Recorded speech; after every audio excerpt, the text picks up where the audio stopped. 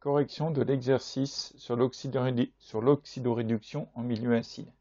Donc première équation, on vous demandait d'équilibrer la réaction entre les ions dichromate et entre les ions Fe2+. On va déjà commencer par bien repérer quels sont les réactifs. Donc les réactifs sont les ions dichromate et les ions Fe2+. Donc les deux demi-équations vont se faire dans ce sens-là. Un premier sens, un deuxième sens. Alors il n'y a pas d'ordre précis, mais je vais appeler cette équation, cette demi-équation la première, et celle-là la deuxième. On commence par équilibrer la première demi-équation. On va donc passer des ions Fe2+, aux ions Fe3+. Pour équilibrer cette demi-équation, il faut juste rajouter ici un électron. 3 charges plus, une charge négative. Ça me fait bien 2 charges négatives.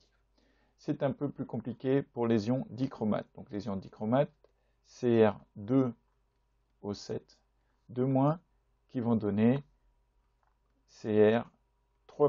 Alors première remarque, ici j'ai 2 chromes, ici j'en ai qu'un. On va donc rajouter un 2 devant. Ensuite, 7 hydrogènes. Pour équilibrer les 7 hydrogènes, on va rajouter les 7, oxygènes, on va rajouter 7 molécules d'eau. En rajoutant 7 molécules d'eau, je dois équilibrer en rajoutant du coup 7 fois 2, 14 H+. Et maintenant, il faut qu'on rajoute le nombre d'électrons ici pour arriver à équilibrer. Alors combien est-ce qu'on doit en rajouter? Ici, si on compte, on a 2 charges négatives et 14 charges positives, ce qui fait en tout 12 charges positives. De ce côté-là, j'ai 2 fois 3, j'ai 6 charges positives. Pour équilibrer ça, ici, il faut que je rajoute du coup 6 électrons. Je vais supprimer du coup cette partie-là qui ne m'intéresse plus. Et on va pouvoir maintenant faire l'équation bilan de notre réaction. Avant ça, il faut qu'on fasse attention au nombre d'électrons. Ici, j'ai un seul électron, ici j'en ai 6. Pour équilibrer, on va devoir multiplier par 6 cette équation. On va pouvoir passer maintenant à l'écriture de l'équation bilan. Il n'y a pas forcément d'ordre, on va commencer par les réactifs, donc les ions dichromate, Cr2O7, 2-, qui vont réagir avec 14H+, et ça va plus 6 Fe2+. Et ça va donner 2 Cr3+, plus 7 molécules d'eau, plus du coup 6 Fe3+.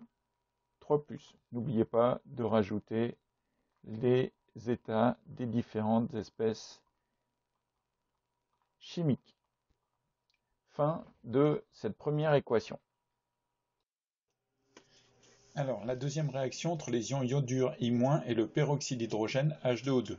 J'ai déjà repéré ici les réactifs, donc les ions iodure et le peroxyde d'hydrogène, et j'ai déjà repéré dans quel sens vont se faire les deux premières demi-réactions, enfin les deux demi-équations. Alors, pour la première, on va passer des ions I-, qui sont en solution aqueuse, au diode I2 qui est aussi en solution aqueuse. Ici j'ai 2 iodes, ici j'en ai qu'un, donc on va mettre ici 2 pour équilibrer.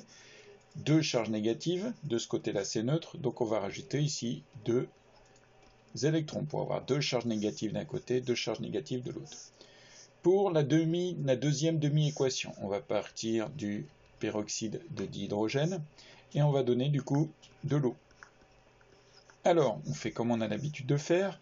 J'ai bien mes 2 hydrogènes, il me manque un oxygène ici, donc on va rajouter une molécule d'eau. Alors c'est un peu ridicule de laisser comme ça, donc on va plutôt que de rajouter une molécule d'eau avec déjà une molécule d'eau, on va mettre ici un 2 devant.